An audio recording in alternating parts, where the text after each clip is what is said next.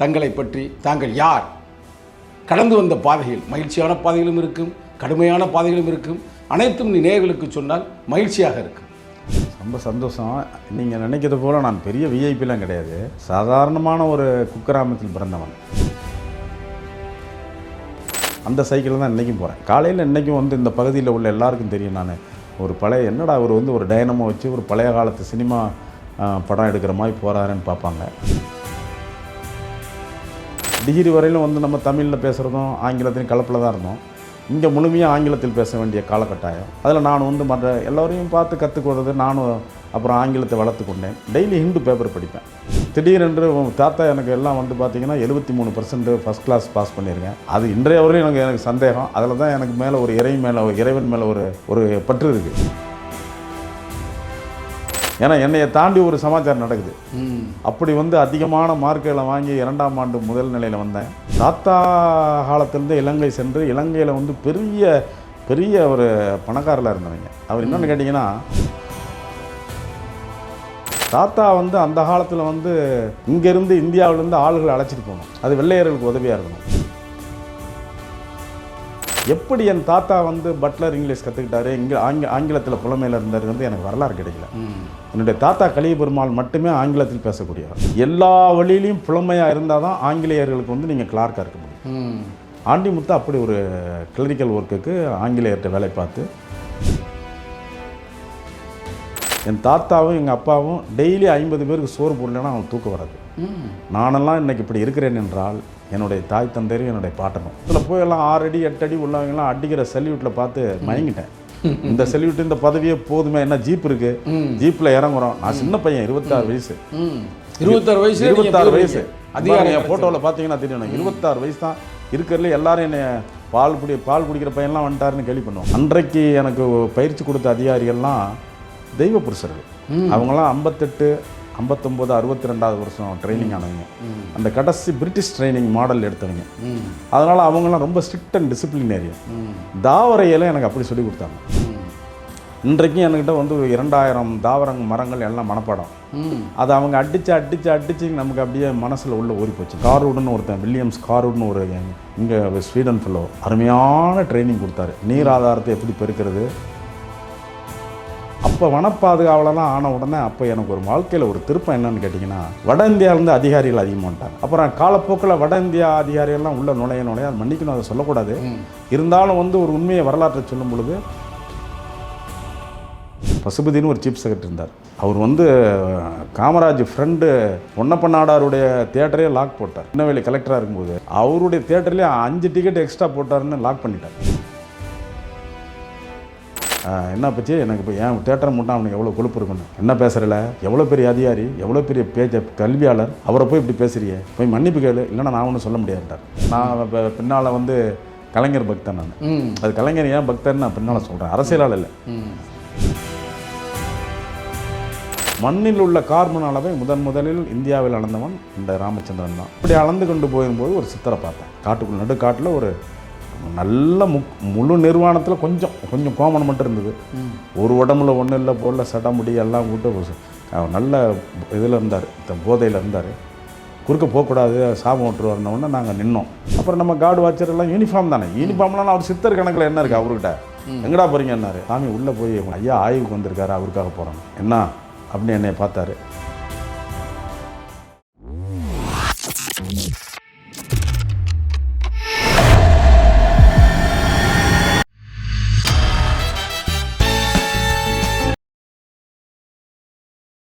இனிய தோழர்களே, அன்பு நண்பர்களே, பிபிடி நேயர்களே, தமிழர்களின் தலைநிமிரு என்ற இந்த அமர்வில் இன்று நாம் சந்திக்க இருக்கின்ற பேரறிஞர், முனைவர், பேராசிரியர் ஐயா ராமச்சந்திரன் அவர்களை சந்திப்பதில் நாம் மகிழ்ச்சி அடைகிறோம். ஐயா அவர்களுக்கு வணக்கம். வணக்கம். நல்லா இருக்கீங்களா ஐயா? நல்லா இருக்கேன். இந்த அமர்வு வந்து எப்படின்னா, முழுக்க இளைஞர்களுடைய வாழ்க்கை தரத்தை உயர்த்த வேண்டும் என்ற அந்த ஒரே நோக்கத்தில் இந்த அமர்வு நாம் தயார் செய்திருக்கிறோம். அந்த வகையில் முதல் மனிதராக இந்த அமர்வில் முதல் நபராக, இன்னமும் சொல்லப்போனால் முதல் ஒரு விஐபியாக உங்களை நாங்கள் சந்திக்கின்றோம். இந்த சந்திப்பில் என்னன்னா, ஐயா வந்து கடந்து வந்த பாதைகள். இப்போ வந்து நீங்கள் வந்து ஒரு அண்ணா பல்கலைக்கழகத்தில் ஒரு முதுமுனைய ஒரு பேராசிரியராக பணியாற்றி வருகிறீர்கள். இது உலகம் அறிந்தது. ஏன்னா இப்போ யூடியூப்பில் திறந்தாலே ஐயா தான் வந்துருக்கிறீங்க. சமயம் சார்ந்த கருத்துக்களையும் சொல்லுகிறீர்கள். அதே நேரத்தில் வந்து சயின்டிஃபிக் கருத்துக்களையும் சொல்லிக் கொண்டிருக்கிறீர்கள். அப்போ வந்து நீங்கள் வந்து நாங்கள் உங்களை அறிமுகப்படுத்த வேண்டிய தேவையில்லை. உலக மக்கள் அனைவருக்குமே அறிவார்கள். இருந்தாலும் அது உங்கள் வாயால் கேட்கும் பொழுது மக்கள் மகிழ்ச்சி அடைவார்கள். இளைஞர்கள் ஒரு நல்ல வழிக்கு வருவார்கள். ஏன்னா நீங்கள் வந்து இன்றைக்கி வந்து கல்வியில் வந்து இன்றைக்கி ஒரு பெரிய உச்சத்தை அடைந்திருக்கிறீர்கள். வள்ளுவனே சொல்லுவார், கல்வி தான் முக்கியமானது, கல்வி கற்றவனுக்கு சென்றடமெல்லாம் சிறப்பு என்பதை போல ஔவை பாட்டியும் அதைத்தான் சொல்லுவார். கல்வி தான் ரொம்ப நுண்ணறிவு மிகவும் முக்கியம், சென்றடமெல்லாம் சிறப்பு அப்படின்னு சொல்லுவாங்க. அந்த வகையில் வந்து தங்களை பற்றி தாங்கள் யார், கடந்து வந்த பாதைகள், மகிழ்ச்சியான பாதைகளும் இருக்கும், கடுமையான பாதைகளும் இருக்கும். அனைத்தும் நேயர்களுக்கு சொன்னால் மகிழ்ச்சியாக இருக்கும். ரொம்ப சந்தோஷம். நீங்கள் நினைக்கிறது போல் நான் பெரிய விஐபிலாம் கிடையாது. சாதாரணமான ஒரு குக்கிராமத்தில் பிறந்தவன். இன்றைக்கு வந்து பழைய காலத்தில் திருச்சினாப்பள்ளி மாவட்டம், இன்றைக்கி பெரம்பலூர் மாவட்டம். அங்கே உள்ள பக்கத்தில் பெரம்பலூர் மாவட்டத்தில் பக்கத்தில் உள்ள ஒரு சின்ன வேலூர்னு ஒரு சின்ன கிராமம். அதில் 8th வரலும் 8வது வரலும் படித்தேன். 8வதுக்கு பிற்பாடு எங்கள் ஊரில் வந்து மேல்நிலைப் பள்ளி கிடையாது. அங்கேருந்து 6 கிலோமீட்டர், அதாவது 4 மைலுக்கு அந்தாண்ட தான் எங்களுக்கு மேல்நிலைப்பள்ளி. இப்போ உயர்நிலைப் பள்ளிங்கிறது அந்த காலத்தில் மேல்நிலைப்பள்ளி. அந்த +1 நின்றுக்கும், +2 வந்து காலேஜில் போய் பியூசின்னு படிக்கணும். எங்கள் காலம் அப்படி. அப்போ நான் 72, 73 வந்து என்னுடைய 69க்கு பிற்பாடு என்னுடைய மேல்நிலைப்பள்ளி கல்வியெல்லாம் வந்து 6 கிலோமீட்டர் டெய்லி போகணும். எப்படி கடந்து டெய்லி நடந்து போனோம். அப்புறம் ஒரு ஓராண்டுகள் கழித்து தகப்பனாற்ற நடக்க முடியலன்னு சொல்லி, நான் மூத்த பிள்ளை ரொம்ப செல்லமாக வளர்ந்தனால நடக்க முடியல, பஸ்லேயும் போக முடியல, டைமுக்கு பஸ் போக மாட்டேங்குது, சைக்கிள் வாங்கி கொடுத்துருங்கன்னு சொன்னோன்னா ரேலி சைக்கிள் வாங்கி கொடுத்தாரு. அந்த ரேலி சைக்கிள் வந்து இன்றைக்கி நான் அவ்வளோ உயர்ந்திருந்தாலும் இன்றைக்கும் காலையில் அந்த ரேலி சைக்கிளை ஓட்டிகிட்டு தான் போகிறேன்.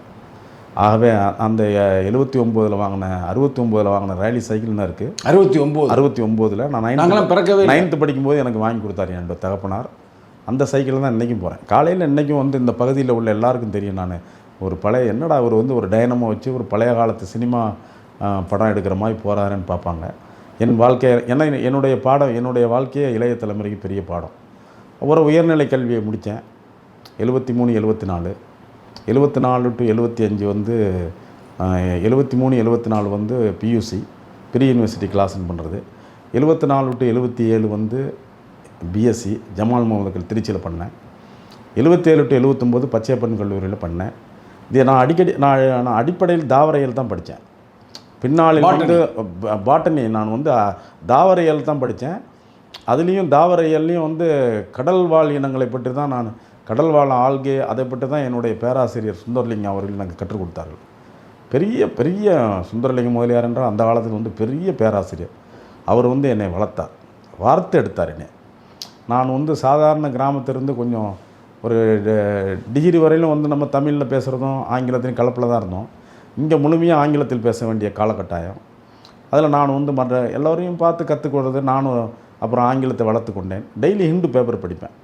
டெய்லி ஹிந்து பேப்பர் காலையில் எந்திரிச்ச உடனே ஹிந்து பேப்பர் படிப்பேன். அப்போ அந்த ஹிந்து பேப்பர் தான் என்னை எந்த அளவுக்கு ஆங்கிலத்தில் புலமைக்கு வளர்த்துது. அப்புறம் நீங்கள் முடித்த உடனே அப்புறம் கல்லூரியில் எம்எஸ்சி முடித்த உடனே நான் எதிர்பார்க்கல, ஃபஸ்ட் கிளாஸ் வாங்கிட்டேன். ஏன்னு கேட்டிங்கன்னா நான் முதுமையில் தான் இருப்பேன். நான் பட் காம்படிஷன் அந்த காலத்தில் நாங்கள் 7 பேர் தான் எம்எஸ்சி. இப்போ மேலாம் 50 பேர் 60 பேர்லாம் அந்த காலத்தில் கிடையாது. 7 பேர் வருடத்திற்கு. சுவாலஜியில் 7 பேர், பாட்னியில், கெமிஸ்ட்ரியில் 7 பேர், எல்லாம் 7, 8 பேர் தான். ஆக அவங்களுக்குள்ள ஃபஸ்ட் கிளாஸ், செகண்ட் கிளாஸ், எல்லா ஆசிரியர்கள் செகண்ட் கிளாஸ் தரமாட்டாங்க.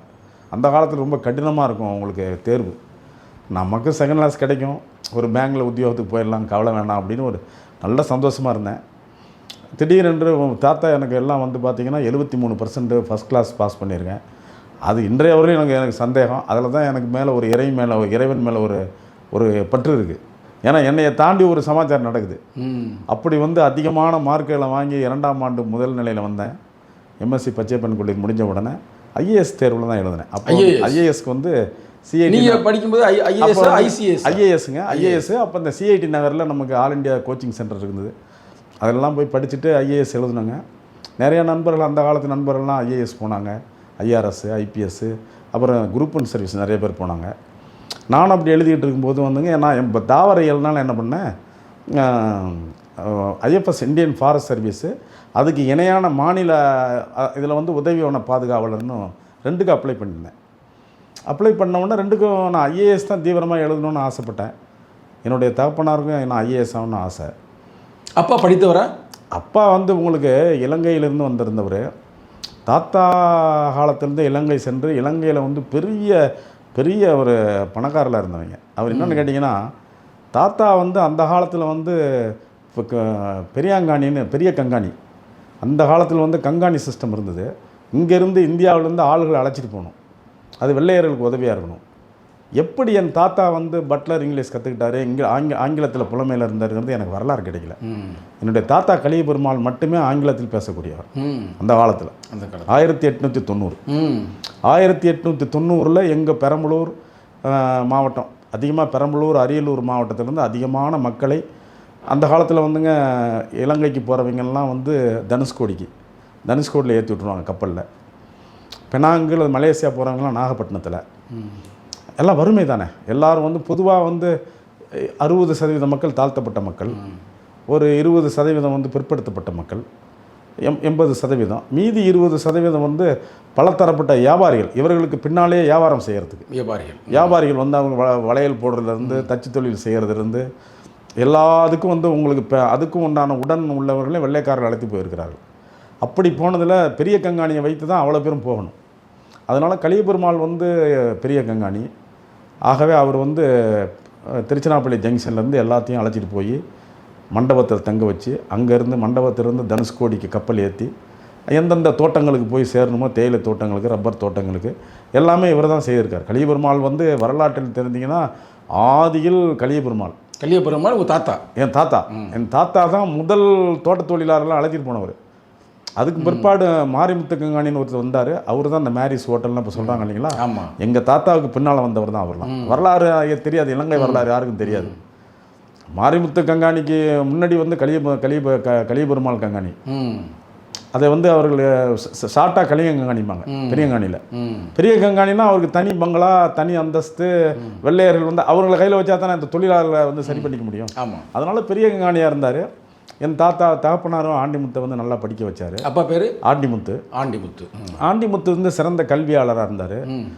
கல்வியாளராக இருந்தனால நல்ல ஆங்கிலம், நல்ல புலமை. 9th முடித்த உடனே அதுக்கு மேலே படிக்க முடியாது. 9th பிற்பாடு கொழும்புக்கு போய் படிக்கணும். அந்த காலத்தில் படிக்க முடியாது. இங்கிலீஷ்காரங்கிட்ட கிளார்க் ஆகிட்டார். கிளார்க் வந்து என்னென்னு கேட்டால், இந்த காலம் மாதிரி கிளார்க்குன்னா சாதாரண இருக்க முடியாது. கிளார்க்குன்னா தட்டச்சு தெரியணும், ஸ்டெனோகிராஃபி தெரியணும், டிரைவிங் தெரியணும், எல்லா வழியிலையும் மோட்டார் சைக்கிள் ஓட்ட தெரியணும். எல்லா வழியிலையும் புலமையாக இருந்தால் தான் ஆங்கிலேயர்களுக்கு வந்து நீங்கள் கிளார்க்காக இருக்க முடியும். ஆண்டிமுத்து அப்படி ஒரு கிளரிக்கல் ஒர்க்குக்கு ஆங்கிலேயர்கிட்ட வேலை பார்த்து, என் தாயும் ரொம்ப தாய், என்னுடைய பாட்டி எல்லோரும் வந்து நம்ம வந்து ஒரு ஏழை சமுதாயத்திலேருந்து போயிருக்கிறோம். இந்த நாட்டில் இருக்கிறது பெருசு இல்லை, இதெல்லாம் சம்பாரித்து நம்ம ஊரில் நம்ம தலைமுறைக்கு வந்து குறைஞ்சது ஒரு 30 ஏக்கராவது வாங்கி போடணும். பெரிய அளவில் இருக்கணும் நம்ம பிள்ளைகள் எல்லாம். நம்ம உறவுகள்லாம் கூரை வீட்டில் இருக்குது. நம்ம வீடு வந்து மச்சி வீடாக இருக்குது. மச்சி வீடுனா இன்றைக்கி உள்ள காங்கிரீட் பில்டிங். அந்த காலத்தில் வந்து நம்ம சுண்ணாம்பில் தான் காங்கிரீட்டு. அந்த காலத்துலேயே இப்போ பெரிய தனவானங்கள் மேலே திண்ணையெல்லாம் வச்சு கட்டி அதெல்லாம் 1952 கட்டி முடிச்சிட்டாங்க. அப்புறம் நாங்களாம் வந்து பிறந்து நாங்கள் இந்தியாவில் வளரும் பொழுது எங்களுக்கு வறுமை தெரியாது. அது மட்டும் இல்லை, என்னுடைய குடும்பத்தில் வந்து என் தாத்தாவும் எங்கள் அப்பாவும் டெய்லி 50 பேருக்கு சோறு போடலைன்னா அவங்க தூக்கம் வராது. நானெல்லாம் இன்றைக்கி இப்படி இருக்கிறேன் என்றால் என்னுடைய தாய் தந்தையும் என்னுடைய பாட்டனும் அவங்க செஞ்ச எல்லாரும் எந்த தானமும் அவங்க செய்யலை, எந்த கோயில்களுக்கெல்லாம் பெருசாக செய்யலை. டெய்லி 50 பேருக்கு எங்கள் வீட்டில் வந்து அடுப்பு வந்து அணையாது. அந்த தர்மம் இன்றைக்கும் எங்கள் குடும்பம் எல்லாரையும் காத்துக்கிட்டு இருக்கு. அப்படி வளர்ந்த நான் வந்து தாவரையில் முடித்தேன். அப்புறம் மாநில டிஎன்பிசியில் வந்து நான் சும்மா 20 ரூபா செலவு பண்ணிட்டு சும்மா கேஷுவலாக போயிட்டு வரலான்னு போனேன். போய் இன்டர்வியூ அட்டன் பண்ணேன். யூஆர் செலக்டட்ன்ட்டாங்க. ஜென்ரல் கேட்டகரியில் செலக்ட் ஆகியிருக்கேன். ஆனால் அன்றைய தேதியில் இருந்தவங்களுக்கு வந்து ஏதோ ஒரு இதில் ரிசர்வேஷனில் உள்ள வச்சுட்டாங்க. ஆனால் நீங்கள் வந்து சென்ட்ரல் கேட்டகரியில் ஃபஸ்ட் பாஸ் பண்ணிட்டேன். Very good. அது பின்னாளில் 10 ஆண்டுகள் கழித்து ஒரு அதிகாரி சொன்னார், நீங்கள் ஜென்ரல் கேட்டகரியில் வந்தீங்க, அப்புறம் மெம்பர்ஸ் வந்து அவருக்கு ரிசர்வேஷனில் கொடுத்தலாம், ஏன் ஒரு வேக்கன்சி இது பண்ணணும் அப்படின்னு பேசிக்கிட்டாங்கன்னு 10 ஆண்டுகள் கழித்து ஒரு அதிகாரி எனக்கு சொன்னார். அப்போது நான் அப்புறம் அந்த மாநில பயிற்சியிலே சேர்ந்துட்டேன். டெல்லிக்கு போய் நான் அந்த இன்டர்வியூலாம் பெருசாக பண்ணலை. போனேன், டெல்லிலாம் இன்டர்வியூ போனால் கேஷுவலாக போயிட்டு வந்துட்டேன், இந்த பதவி தான் இருக்கேன்னு. அப்புறம் இந்த சின்ன வயசுலேயே வந்து உங்களுக்கு ராமநாதபுரம் எடுத்தோடனே எனக்கு ராமநாதபுரத்தில் போய் எல்லாம் 6 அடி 8 அடி உள்ளவங்கலாம் அடிக்கிற செல்யூட்டில் பார்த்து மயங்கிட்டேன். இந்த செல்யூட் இந்த பதவியே போதுமே, என்ன ஜீப் இருக்கு, ஜீப்பில் இறங்குறோம். நான் சின்ன பையன், 26 வயசு. 26 வயசு அதிகாரி என் ஃபோட்டோவில் பார்த்தீங்கன்னா தெரியும். 26 வயசு தான் இருக்கிறதுல. எல்லாரும் என்னை பால் குடிக்கிற பையன்லாம் வந்துட்டாருன்னு கேள்வி பண்ணுவாங்க. அவ்வளோ சின்ன பையன். வந்துட்டேன், அதிகாரி ஆகிட்டேன். வில்லிஸ் ஜீப், அந்த காலத்தில் வில்லிஸ் ஜீப் பச்சை கலரில் இருக்கும். அதில் போய் இறங்குனீங்கன்னாவே அது ராமநாதபுரம் சொல்லணுமா கேட்கணுமா. அடி அவங்க ஆஃப் ட்ரௌசர், அந்த காலத்தில் ஃபுல் ட்ரௌசர் கிடையாது. அந்த காலத்தில் கார்டு வாட்சர் ஃபாரஸ்டருங்களுக்கெல்லாம் ஆஃப் ட்ரௌசர். எல்லாரும் அடிப்பாங்க, சல்யூட் அடிப்பாங்க. முதுகுளத்தூர்லேருந்து சாயல்குடி வரணும், எல்லை இல்லாத தூரம். இந்தாண்ட ஸ்ரீவில்லிபுத்தூர் வரையிலும், இந்தாண்ட அதனால் ராஜபாளையம் ஸ்ரீவில்லிபுத்தூர்லும் பெரிய மாவட்டம் ராமநாதபுரம் மாவட்டம். அதுக்கு அதிகாரியாக இருந்துட்டேன். இதே போதும் நான் நமக்குன்னு ஒரு தலங்கணத்தில் இருந்துட்டேன். அப்புறம் பின்னால் ஐஎஃப்எஸும் அப்புறம் ப்ரொமோஷனில் வந்துட்டேன். அப்புறம் 89ஆம் ஆண்டு வந்து அப்புறம் பெரிய பெரிய மாவட்ட வன அலுவலராக இருந்தேன். சாதாரணமாக நான் இல்லை, அது என்னுடைய நேர்மையால். நான் யாரிடமும் வந்து ஒரு கையூடலுங்கிறதே கிடையாது என் வாழ்க்கையில். நேர்மையான வாழ்க்கையை நடத்தினேன். அன்றைக்கு எனக்கு பயிற்சி கொடுத்த அதிகாரிகள்லாம் தெய்வ புருஷர்கள். அவங்களாம் 58, 59, 62வது வருஷம் ட்ரைனிங் ஆனவங்க. அந்த கடைசி பிரிட்டிஷ் ட்ரைனிங் மாடல் எடுத்தவங்க. அதனால் அவங்களாம் ரொம்ப ஸ்ட்ரிக்ட் அண்ட் டிசிப்ளினேரியன். தாவரையில் எனக்கு அப்படி சொல்லி கொடுத்தாங்க. இன்றைக்கும் என்கிட்ட வந்து 2000 தாவரங்கள் மரங்கள் எல்லாம் மனப்பாடம். அதை அவங்க அடித்து நமக்கு அப்படியே மனசில் உள்ள ஊறி போச்சுங்க. அப்புறம் பின்னாளில் வந்து நான் மாவட்ட வன அலுவலராக இருக்கேன். ஒரு விதி துரத்துது. விதி என்ன துரத்துன்னு கேட்டிங்கன்னா, நான் நல்ல வேலை பார்த்துட்டு இருக்கேன். திருநெல்வேலி மாவட்ட வன அலுவலராக இருக்கேன். அதை வந்து இன்னொருத்தர் வந்து அதை ட்ரை பண்ணி வாங்குறார். அது அப்பொழுது வந்து ஆரம்ப காலத்தில் வந்து அவர் ஒரு சீனியர் மேன். அந்த இடம் எனக்கு வேணும்னு வாங்கணும்னு நினைக்கிறாரு. எனக்கு மேலதிகாரி வந்து அவரை மாற்றக்கூடாது, நேர்மையாக வேலை பார்க்குறாருன்னு மாற்ற முடியல. ப்ரெஷருக்கு மேலே ப்ரெஷர் இருக்கும். அப்புறம் என்னை மாற்றி ஆகணுங்கிற காலகட்டாயம். அந்த நேரம் வந்து எனக்கு அந்த மகான் ஜான் ஜோசப்னு அந்த சீஃப் கன்சர்வேட்டர் என்ன பண்ணார், தூக்க முடியாது. அந்த நேரத்தில் அவர் ஸ்வீடனில் ஒரு ட்ரைனிங் வந்துருச்சு, ஆஃபீஸர்ஸ் ட்ரைனிங். அதனால் என்னை ட்ரைனிங் போட்டுவிட்டு அவரை போட்டு விட்டார். அப்போ நானும் சமாதானம் அடைஞ்சிடறேன், ஃபாரின் ட்ரிப் கிடைக்குது. அதனால் ஸ்வீடன் போனேன். எந்த வருஷம் இது? 89 போயிடுறீங்க. அது ஃப்ராங்க்ஃபர்ட் ஏர்போர்ட் உலகத்தை பார்க்குறோம். ஆமாம், ஃப்ராங்க்ஃபர்ட் ஏர்போர்ட். அப்புறம் அங்கேருந்து வந்து உங்களுக்கு ஸ்டாக்காமு. இதெல்லாம் வந்து புது அனுபவம். புது கோட்டு, புது ஷோட்டு, ஷூலாம் புதுசு வாங்கிக்கிட்டு அந்த பயபக்தியோட ஃப்ளைட்னா டை கோட் போட்டுக்கணும் அப்படிங்கிற மாதிரி ஒரு காலம் அது. இன்னைக்கு மாதிரி இல்லைங்க. அது ஏர் ஹோஸ்டர்ஸ்லாம் பார்க்குறதுனா பெரிய சமாச்சாரம் அந்த காலத்தில். அதில் போய் நம்ம ட்ராவல் பண்ணி அங்கே போன உடனே நீராதார மேம்பாட்டுக்கு தான் நான் அதில் ட்ரைனிங் போனேன். அந்த 1 மாதம் ட்ரைனிங் வந்துங்க வாட்டர் ஷெட் மேனேஜ்மெண்ட், நீர் ஆதார மேம்பாடு. நான் இப்போ வனவியலில் தரவாயிட்டேன், தாவரையலில் தரவாயிட்டேன். அங்கே போன உடனே எனக்கு வந்து நீர் ஆதாரத்தில் வந்து பயங்கரமான எக்ஸ்போசர் ட்ரைனிங். ஸ்கார்வுட்னு ஒருத்தன், வில்லியம் ஸ்கார்வுட்னு ஒரு இங்கே ஸ்வீடன் ஃபெல்லோ, அருமையான ட்ரைனிங் கொடுத்தாரு. நீர் ஆதாரத்தை எப்படி பெருக்கிறது, நீர்பிடிப்பு பகுதியில் எப்படி பாதுகாக்கிறது. அதுவும் டிராபிக்கல், அது நம்ம மாதிரி தட்பவெப்பநிலையில் இந்தியா மாதிரி உள்ள, பர்மா மாதிரி, ஆப்கான் மாதிரி உள்ள ஏரியாக்களில் எப்படி நீங்கள் வந்து நீர்பிடிப்பு பகுதியில் மேலாண்மை செய்யணும் அப்படிங்கிறத வந்து ஐநாவில் அவர் ஒர்க் பண்ணதுனால எனக்கு தரவாக சொல்லி கொடுத்தாரு. நானும் மற்ற இந்தியர்களை போலவோ இல்லை மற்ற இந்த வளரும் நாடு பிள்ளைகள் மாதிரி நான் போய் அப்படி ஈவினிங் ஆனோன்னு சுற்றணுங்கிற எண்ணம் வரல எனக்கு. எனக்கு என்னமோ ஒரு இறைவனுடைய ஒரு அப்படியே நோண்டிக்கிட்டே இருந்தார். நான் எல்லாம் கற்றுக்கிட்டேன், சிறப்பாக கற்றுக்கிட்டு வந்து இங்கே வந்து அந்த பயிற்சியை எடுத்து சொன்னேன். நல்ல பேர் வாங்கினேன். அப்புறம் வனப்பாதுகாவலர் ஆனேன்.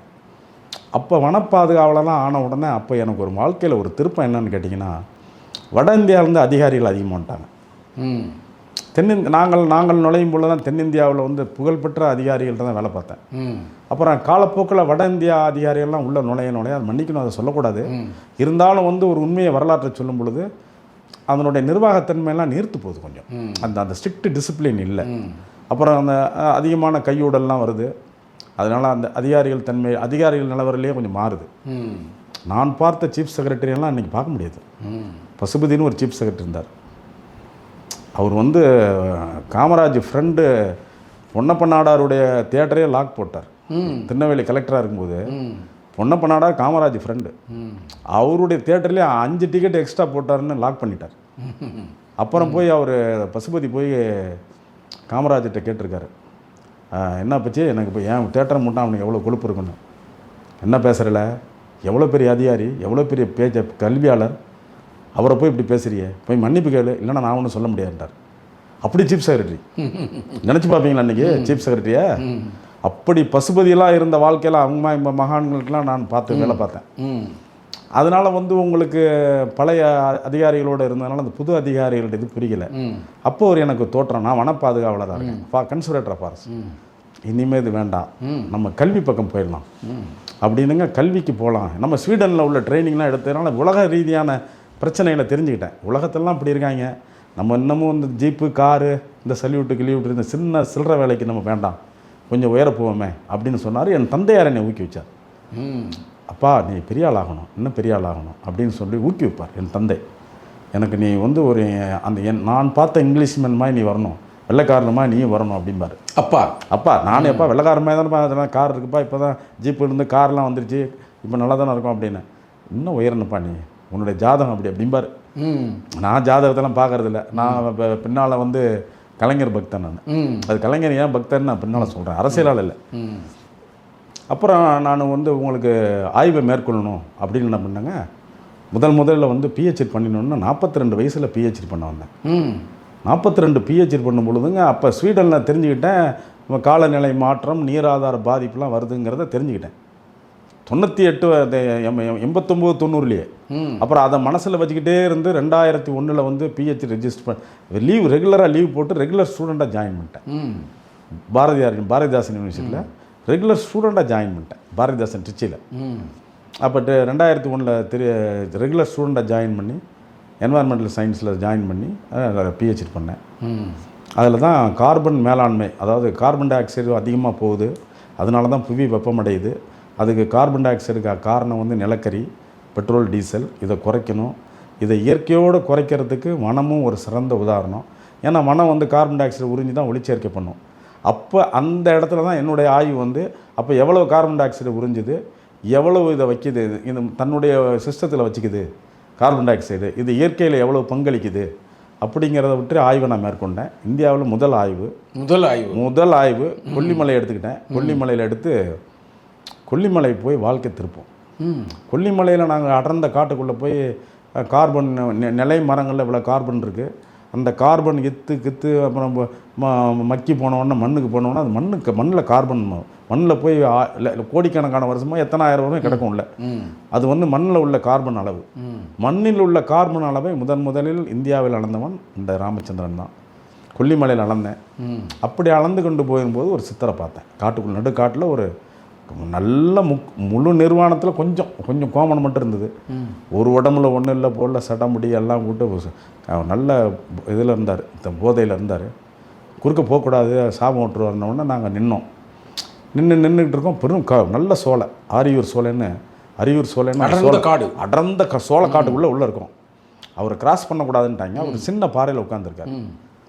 அப்போ நிற்கிறோம் 1.25 மணி நேரம் நின்னோம். 1.25 மணி நேரம் நின்று பார்த்து அப்புறம் கண்ணை திறந்து எங்கடா போகிறீங்க அப்படின்னாரு. அப்புறம் நம்ம கார்டு வாட்சர் எல்லாம் யூனிஃபார்ம் தானே, யூனிஃபார்ம்லாம் அவர் சித்தர் கணக்கில் என்ன இருக்குது அவர்கிட்ட, எங்கடா போகிறீங்கன்னாரு. சாமி உள்ளே போய் கொஞ்சம் ஐயா ஆய்வுக்கு வந்திருக்காரு, அவருக்காக போகிறோம். என்ன அப்படின்னு என்னை பார்த்தாரு. கிட்ட தொட்டு கும்பிட போனேன். அங்கேயே நில்லை அப்படின்னாரு. கிட்ட தொட்ட விட மாட்டேன்ட்டார். நீ கல்வித்துறைக்கு போயிரு, இதெல்லாம் இது உனக்கு தேராது அப்படின்னாரு. இதெல்லாம் நீ தேர மாட்டா, கல்வித்துறைக்கு போடா அப்படின்னாரு. உத்தரவு சாமின்னு அப்படி மண்ணை தொட்டு கும்பிட்டுட்டு நடந்துட்டோம். கிராஸ் பண்ணி போயிட்டோம். போகும்போது காடு வாய்ச்செல்லாம் சொன்னாங்க, ஐயா அவர் ஒருத்த வாய்க்கு இவ்வளோ சொல்ல மாட்டார் ஒன்றுமே, உங்களுக்கு என்னமோ தெரியல கல்வித்துறைன்னு சொல்கிறாருங்கய்யா, அது அந்த ஆள் ஒரு மாதிரியான எங்கள் ஆளுங்களுக்கு தெரியாதுல்ல, அவர் சித்தர்களை பட்டு எவங்கள்ட்டையும் பேச மாட்டாயா, வாடா போடான்னு பேசுவாங்கய்யா அப்படின்னாரு. பெரிய தெய்வம்டா, சிவன் தான்டா சிவனை நம்ம கும்பிட்றது இவர் தான், புரிஞ்சுங்க. கல்வித்துறைக்கு போகிறேங்கிறாரு. பார்ப்போம், நம்ம முடிப்போம், அந்த இதை முடிக்கிறேன் இதை அப்படின்னு. நான் இப்போ திருச்சியில் நான் வந்து வனப்பாதுகாவலராக இருக்கேன். திருச்சி மாவட்டத்துக்கு வனப்பாதுகாவலராக இருக்கேன். அந்த 3 மாவட்டத்துக்கு, தஞ்சை, திருச்சி, அந்த இடத்துக்கு. அப்போ நான் போயிட்டு ஆய்வை மேற்கொண்ட பொழுது முடிச்சிட்டேன். அருமையான டிகிரி முடிச்சிட்டேன். பெரிய ஆய்வு கட்டுரைகள்லாம் பதிவு பண்ணிட்டேன், உலகளாவிய பதிவு. அன்னைய தேதியில் டெல்லியில் வந்து என்னுடைய ஆய்வு வர சொன்னாங்க. இப்படி முத பண்ணிடுறீங்களே, இந்த ஆய்வை எடுத்து சொல்லுங்கன்னு. டேராடூனில் எங்களுடைய உயர்கல்வி அங்கே தான், டேராடூனில் தான் வனக்கல்லூரி. அங்கே எடுத்து சொல்ல சொன்னாங்க. அந்த கூட்டத்திற்கு வந்திருந்த அந்த செயலர், மத்திய அரசினுடைய செயலாளர் பிரதிபித்த கோஸ்னு, கல்கட்டாக்காரரு, ஐஐடி மேன். அவர் வந்து சாதாரண என்னுடைய நாலேஜை பார்த்துட்டு கவர்ந்துட்டு திருப்பி என்னுடைய ப்ரெசன்டேஷன் முடிஞ்ச உடனே என்னுடைய ஆய்வு பதிவை நான் எடுத்து சொல்கிறேன். பெரிய ஹாலில் ஒரு 500 பேர் இருக்காங்க, எடுத்து சொல்கிறேன் டேராடூனில். என்னை வந்து கொஞ்சம் பாருங்கள் அப்படின்னாரு. அப்புறம் வந்து அவருடைய கெஸ்ட் ஹவுஸில் போய் அவரை பார்த்தேன். உங்களுடைய ஆய்வு வந்து மிக சிறப்பான ஆய்வு. இதை ஏன் இவ்வளோ நாளாக யாருமே சொல்லலை? நீங்கள் தான் நான் தான் பண்ணியிருக்கேன். ஆய்வு கட்டுரைலாம் காமிச்சேன். உலகளாவிய கட்டுரையில் தான் பண்ணியிருந்தேன். அப்போ அவர் பண்ணிவிட்டு என்ன பண்ணிட்டேன், யூ ஆர் செலக்டட். நீங்கள் வந்து நெக்ஸ்ட்டு வந்து ஐநாவினுடைய காலநிலை மாநாட்டுக்கு இந்திய பிரதிநிதித்தில் நீங்களும் போகிறீங்க. அதில் 12 பேர் செலக்ட் பண்ணுவாங்க. வனம் சம்பந்தமானதுக்கு நீங்கள் போகிறீங்கன்னு என்னை அனுப்பிச்சார், செலக்ட் பண்ணார். அப்போ ஐநாவுக்கு முத போகணும். ஜெர்மனிக்கு போனேன். யுஎன்எஃப்சிசின்னு அந்த ஐக்கிய நாடுகளுடைய காலநிலை மாற்றத்தினுடைய அங்கத்தினுடைய தலைமை இடத்துக்கு போனேன். அங்கே போன உடனே நீங்கள் இந்த ஸ்வீடனில் எப்படி கற்றுக்கிட்டோன்னா அது மாதிரி எங்கே போனாலும் அங்கே ஜிம் பென்மேன்னு ஒரு இங்கிலீஷ்காரர் வந்து கலந்துக்கிட்டார். ஒவ்வொரு நாட்டில் 194 நாடுலேருந்து வருவாங்க. அதில் வந்ததில் அவர் அங்கே ஜிம் பென்மேன் வந்து கலந்துக்கிட்டு, எங்கள் தாத்தா தான் திருச்சினாப்பள்ளி கொள்ளிடம் பிரிட்ஜை கட்டினார், எங்கள் தாத்தா தான் சீஃப் இன்ஜினியரு, நீங்கள் நல்லா வாங்க அப்படின்னு அவன் பெருமையாக என்னை நினைக்கிறான். ஜிம் பென்மேன், அவன் செக்ரட்டரி UK, இங்கிலாந்தினுடைய செயலாளர். அவன் வந்து எங்கள் தாத்தா தான் கொள்ளிரோன் காவேரி பிரிட்ஜை கட்டினார், இங்கேருந்து தான் பர்மிங்ஹாம்லேருந்து தான் ஆல் கிரிடு கர்டர் மெட்டீரியல்லாம் எங்கள் தாத்தா அனுப்பிச்சிருக்காரு, லெட்டர் இருக்கணும் அப்படின்லாம். அவன் ஹி வாஸ் கோன் அப்படியே பெருசாக பேசிக்கிட்டு இருக்கான். அவங்க கூட எனக்கு என்னடா கொள்ளிரோன் பிரிட்ஜு இதை நாங்கள் கடக்கிறதுக்கு திருச்சிக்கு போகிறதுக்கே எங்களுக்கு காசு இல்லாத காலம் அது. திருச்சி கொள்ளிடம் பிரிட்ஜு காவேரி பிரிட்ஜெல்லாம் கட்டின ஒரு விட்டு பேரனா அட தெய்வமே அப்படின்னு சொல்லி அவரோட ஒட்டிக்கிட்டு இருந்தேன். அவர் தான் சொன்னார், இந்த காலநிலை மாற்றம் தான் எதிர்காலத்தில், நீங்கள் இந்த ஆய்வை நிறைய கற்றுக்குங்க, உங்களுக்கு என்ன உதவினாலும் நான் செய்கிறேன் அப்படின்னாரு. அப்புறம் அவரோடய ஒட்டிக்கிட்டேன். அவரை ஒட்டிக்கிட்ட உடனே நம்ம ஊர் ராஜேந்திர பச்சோரின்னு வந்து IPCC ஜெனரல் செக்ரட்டரி ஆனார். அவரும் நல்ல எனக்கு நண்பர், ராஜேந்திர பச்சோரின்னு. அவர் எனக்கு வந்து என்னன்றார், UNDP ப்ரோக்ராம், அதாவது யுஎன்னுடைய நிதி ஆதாரத்தை எனக்கு கொடுத்து ஆய்வுக்கு அனுப்புனாங்க. UK போனேன். இங்கிலாந்து 5 தடவை என்னை அனுப்பிச்சாங்க, 5 முறை. அப்புறம் இந்திய பிரதிநிதித்துவமாக பல நாடுகளுக்கு போனேன். எல்லா இடத்துலையும் நான் ஒரு நாள் கூட சுற்றி பார்க்கணுங்கிற எண்ணத்துக்கே நான் போகலை. இந்த ஆய்வு எங்கெல்லாம் எங்கே மேற்கொள்கிறாங்கன்னு ஒவ்வொரு யூனிவர்சிட்டியாக படித்தேன். ஜெர்மனுக்கு போனேன், ஜெர்மன் பான் யூனிவர்சிட்டி, மேக்ஸ் பிளாங்க் யூனிவர்சிட்டி, அதில் படித்தேன். நார்வே போனேன், நார்வேயில் போய் நார்வே யூனிவர்சிட்டியில் நார்வேஜியன் யூனிவர்சிட்டி, டென்மார்க்கில் யூனிவர்சிட்டியில், இங்கிலாண்டில் மெட்டா ஆஃபீஸில் 5 தடவை, இது தாய்லாந்து போயிட்டு அப்புறம் சவுத் கொரியா போய் சவுத் கொரியன் யூனிவர்சிட்டியில். ஒவ்வொரு இடத்துலையும் உங்களுக்கு வந்து காலநிலை மாற்றத்தினுடைய அந்த சூழ்நிலைகள் இல்லைங்க, சூழ்நிலையில் அதனுடைய இதற்கு டேட்டா இருக்குது பாருங்கள், டேட்டா தான் இது. உங்களுக்கு 100 வருஷம் டேட்டாவை 100 வருஷம் உள்ள புள்ளி விவரங்களை எடுத்து எங்கெங்கெல்லாம் என்னென்ன பிஹேவ் பண்ணுதுன்னு இப்போ டெய்லி படிக்கணும். டெய்லி ரெயின்ஃபால்னு சொல்கிறது, டெய்லி டெம்பரேச்சர். இந்த மாதிரி கணினியில் போயிட்டேன். நான் ஒரு தாவரையல் படிச்சிருந்தாலும் இந்த மவுஸை தொட்ட பிற்பாடு 2001 பிற்பாடு என்னுடைய நிலைமையை மாறி நான் ஒரு கம்ப்யூட்டர் இன்ஜினியராக ஆகிட்டேன். அப்போ 100 வருஷம் டேட்டாவை மேனேஜ் பண்ணணும். உங்களுக்கு சாதா கம்ப்யூட்டரில் பண்ண முடியாது, அதெல்லாம் சூப்பர் கம்ப்யூட்டரில் பண்ண முடியும். சூப்பர் கம்ப்யூட்டரில் ஏன்னா சாதா கம்ப்யூட்டர்னால் நீங்கள் ஒரு 100 கம்ப்யூட்டர் போட்டு ஒர்க் பண்ணால் தான் பண்ண முடியும். அப்புறம் அந்த டேட்டாலாம் ஸ்டிச் பண்ணணும், அதெல்லாம் முடியாது. அதனால் காலநிலை மாற்றத்துக்கு சூப்பர் கம்ப்யூட்டரில் UK மெட்டா ஆஃபீஸில் ட்ரைனிங் ஆகிட்டேன். அப்போ இவ்வளவும் வந்தவொன்னே அந்த ஜிம் பென்மேனை நன்றி சொன்னேன். அப்புறம் ரிச்சர்ட் ஜோன் வந்து மெட்டா ஆஃபீஸுங்கிறது உங்களுக்கு UK டிஃபென்ஸ், அதில் தான் இப்போ ஏர்கிராஃப்ட்லாம் வெளிநாட்டிலேருந்து விமானம்லாம் போகுது பாருங்கள். விமானத்துக்கெல்லாம் அன்றாடம் அந்த ஆன்லைன் உங்களுக்கு நௌகாஸ்டிங் கொடுக்குறாங்களே, அதாவது தற்போதைய அதெல்லாம் கொடுக்குறது மெட்டா ஆஃபீஸ் தான் இன்றைக்கும் ஃப்ளைட்டுக்கு. அந்த இதில் போய் நம்ம ட்ரைனிங் எடுத்துட்டேன். காலநிலை மாற்றத்தை பற்றி முழுவதுமாக படிச்சுக்கிட்டேன். அப்போ தான் வந்து அண்ணா பல்கலைக்கழகத்தில் வந்து இதில் இந்த ஆய்வை ஏற்படுத்தலாம் அப்படின்னு நானாக தலையை விட்டேன். என்னை யாரும் சொல்லலை, என்னை நீ போய் எடுத்துட்டேன். காலநிலை மாற்றம், கிளைமேட் சேஞ்ச் எல்லாம் படித்து வந்துட்டீங்க. அதில் உள்ள எல்லாம் அது என்னன்னு கேட்டிங்கன்னா, காலநிலை மாற்றம்னா என்னவாக இருக்கும், ஆகாய மண்டலத்தில் என்ன மாறும், அது கடலில் எப்படி போய் அடிக்கும், கடலில் அடித்தோம்னா தரையில் உள்ள வந்து பகுதியில் என்னமா அடிக்கும், கடல் ஓரத்தை எப்படி அடிக்கும், தாவரங்கள், விவசாயம், நீர் மேலாண்மை, வியாதிகள், இவ்வளவுலையும் அது உள்ளே இருக்க அந்த சயின்ஸ், பெரிய சயின்ஸ் அது. இவ்வளவையும் அங்கே கற்றுக்கிட்டேன். ஒவ்வொரு யூனிவர்சிட்டியாக போய் கிட்டத்தட்ட ஒரு 15 யூனிவர்சிட்டியில் போய் எல்லாம் தரவாக கற்றுக்கிட்டு என்னை தரப்படுத்தி கொண்டு அண்ணா பல்கலைக்கழகத்துக்கு வந்தேன். அண்ணா பல்கலைக்கழகத்துக்கு வரும்பொழுது தான் இங்கெல்லாம் தடங்கல் பண்ணாங்க. IFS ஆஃபீஸர் இவருக்கு என்னங்க தெரியும், அப்படின்னு சொல்லி ஒரு தடங்கல். சென்னை பல்கலைக்கழகத்தில் அதுக்கு இல்லை. அண்ணா பல்கலைக்கழகத்தில் மட்டும்தான் எல்லாமே இருக்குது. Ocean management, environmental science, water, geology எல்லா தகுதிகளையும் உள்ள ஒரே பல்கலைக்கழகம் அண்ணா பல்கலைக்கழகம். ஆக இது வந்து மல்டி டிசிப்ளின், அதாவது எல்லா இது ஒரு லேகியம் மாதிரி எல்லா சப்ஜெக்டும் சேர்ந்தது. அதை எடுத்து அந்த ஆய்வை மேற்கொள்ள தகுதியான ஒரே இடம் அண்ணா பல்கலைக்கழகம். அதனால் இதை சூஸ் பண்ணி வந்தேன். சூஸ் பண்ணி வந்து முதலில் ஒரு அரசியல்வாதியை சந்தித்தது மாண்புமிகு முதலமைச்சர் கலைஞர் அவர்களை. ஆமாம், நீங்கள் ஆரம்பத்தில் சொன்னீங்க. ஆமாம், அவரை பற்றி சொல்கிறேன். அவரை வந்து